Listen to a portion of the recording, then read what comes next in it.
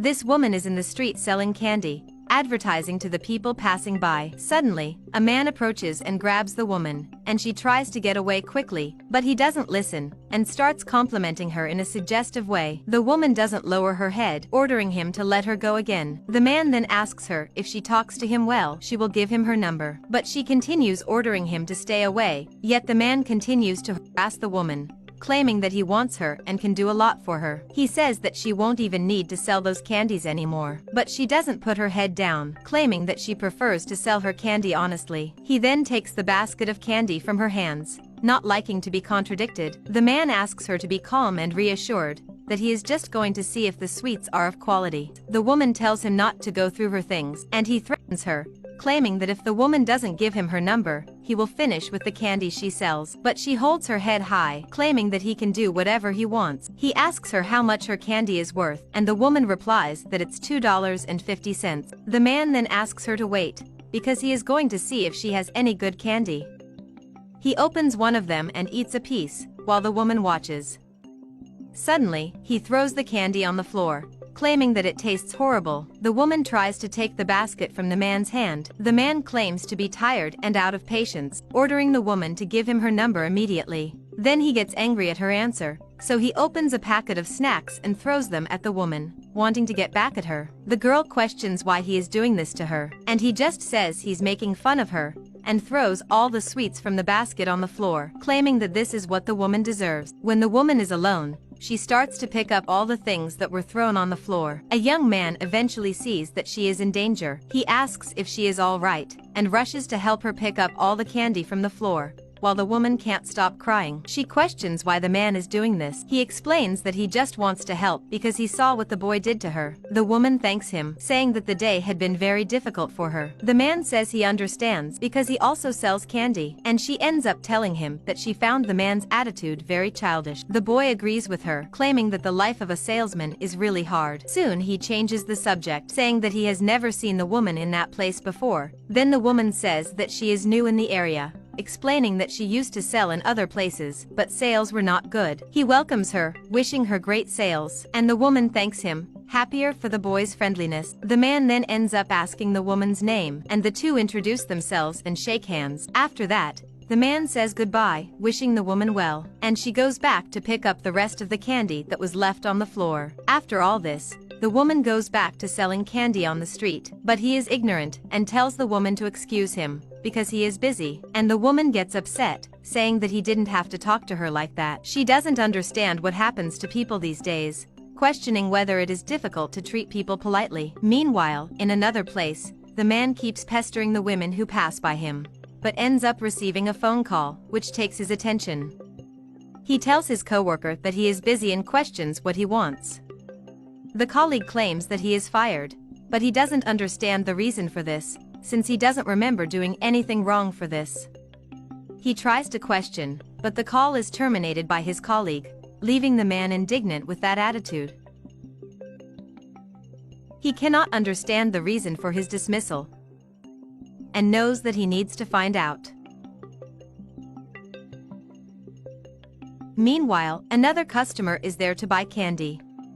The saleswoman asks which candy he wants to buy, and the man says suggestively that she can give him whatever she wants. The woman doesn't notice, but when the customer leaves, he keeps looking at her full of ulterior motives. She is in the same place selling her sweets, when the same man appears grabbing her again, and the nervous woman says she's already made it clear that he must respect her. The man then says he knows women like her, and knows very well what she wants. He notes that she survives on those sales, and realizes that sales are down that day. The woman questions what he means by this, but the man claims that she doesn't have to play dumb, that he knows very well that she is understanding him, and she wants to know if the man is trying to buy her off with money. Then he says she's a quick thinker, and apparently smarter.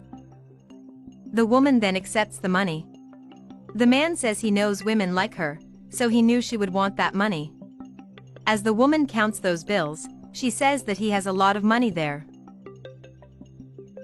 She then starts to drop the bills on the floor, and tears them up, throwing them at him. But the man gets very angry and starts pulling the woman by her hair. The other boy quickly approaches, trying to defend the woman who is in danger. The man questions what kind of authority that salesman has. The woman rushes to the boy's defense, claiming that it is the man who is no good, and questioning who he thinks he is to touch her like that. Then the man says that he already understands the whole scene, claiming that the salesman is only defending her because he is staying with her. He says that he knows that woman is easy. The boy doesn't like that, ordering that man to have more respect to talk to a woman. She says that the boy doesn't need to defend her, saying she didn't give him the nerve to talk to her like that. The man says he knows she is lying, because he knows people like her, and that in fact the woman is crazy to go out with him. The salesman tries again to defend the woman from that man. The woman says that early on that man is disrespecting her, and she has never been intimate with him. She says that the man was touching her, offering her money, and she has already made it clear that she doesn't want to go out with him. The salesman understands that the man is harassing the woman, and orders him to leave immediately. The man challenges him, claiming that he really wants to see who is going to get him out of there. But the boy says that he will not take anything to the side of ignorance and violence so as not to become a person like that man. So he starts shouting for the police as loud as he can. The man, afraid of being caught, promises to come back and take revenge on those two salesmen. When they are alone, the young man asks if the girl is all right. She thanks him for defending her, because she knows that the man could have hurt her if it weren't for the boy's arrival. He explains that he was already observing the man's attitudes but was policing himself a little, so as not to invade the girl's space. She agrees, claiming that the world needs people like the boy who helped her. The boy calls the man unscrupulous, that he keeps harassing the women who pass by, that even earlier a girl was passing by to go to the gym, and the man was harassing her. The woman had seen this situation, and is also outraged to hear about it. The boy says that he can't stand to see this kind of thing anymore, that they as street vendors suffer too much. He explains that he is looking for another job, but he can't find one, and maybe he doesn't know where to look. The woman then tells him about the company nearby that is hiring, which is a heavy-duty position, and if the boy wants, she can take him to the company. He accepts immediately. The woman promises that she will take him the next day to the company, while the other man is listening in secret, thinking that this position will be his, and that he will make sure the boy doesn't even show up at the company. The two, oblivious to the man who is watching, agree on a time and place to meet. The next day, she is again selling sweets in the neighborhood. When she meets her salesman friend, she notices how elegant he looks that day. He explains that he took his best clothes, so that he will do well in the interview, because he really needs to get this job. The woman says she feels very happy that he has accepted her proposal, and has put in his best clothes, and promises that it will work out. While they are talking, the man approaches the two, mocking them about being a couple of the moment. The woman nervously questions what he is doing there. He says that it doesn't matter to her, that he is just there to leave a message for the boy.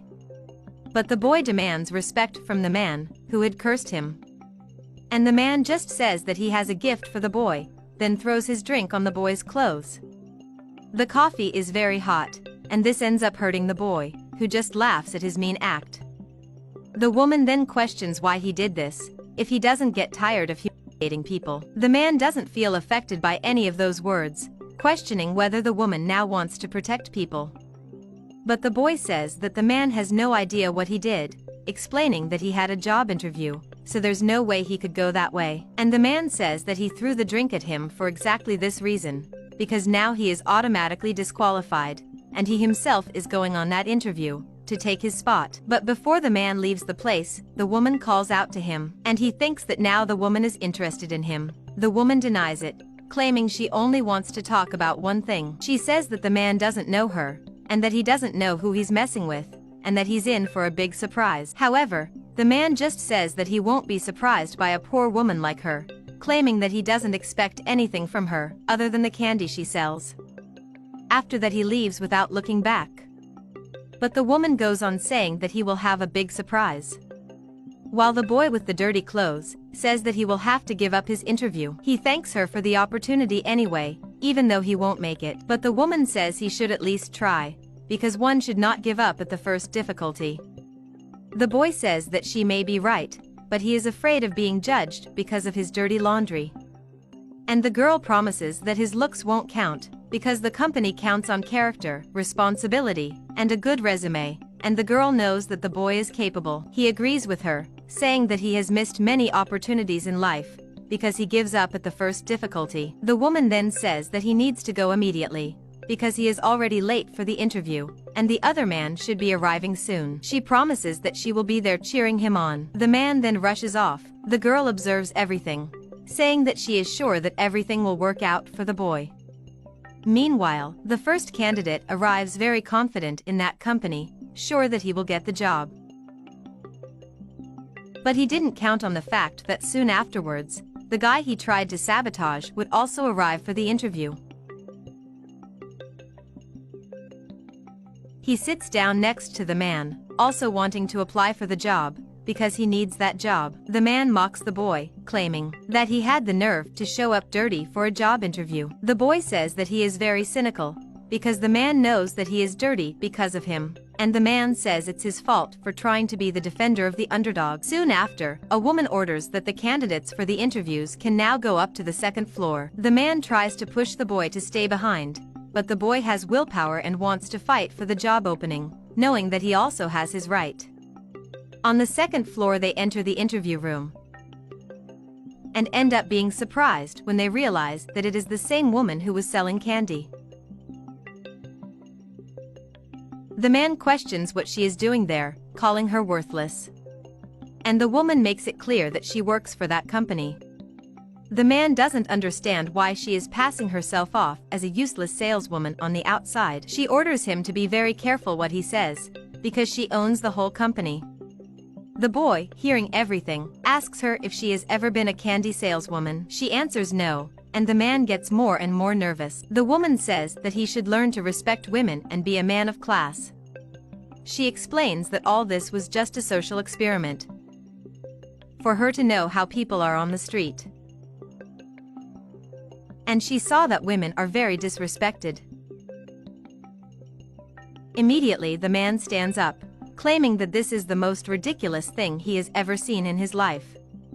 And the woman says he's even more ignorant than she's seen. He says that he will sit down, so that she can start with her speech, claiming that she can already speak what she has to speak. He says that she likes to talk, and that he is there to listen to her. She says that he is the worst guy, that he is a threat to women. Because he messes with them, he's disrespectful, he invades women's spaces. And she says he deserves to be arrested, because that day he will leave the company arrested.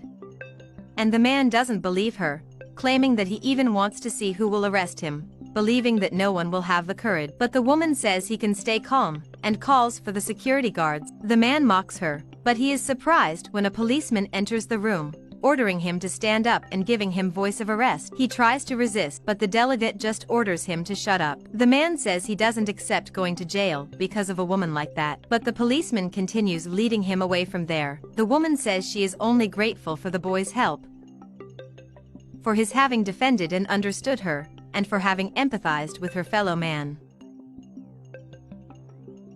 To the man, she doesn't need to thank him for this, for he says he has done nothing more than his duty as a citizen. The woman then says that for his character and attitude, he will be the new hire for her company, and congratulates him, while he thanks her for the opportunity.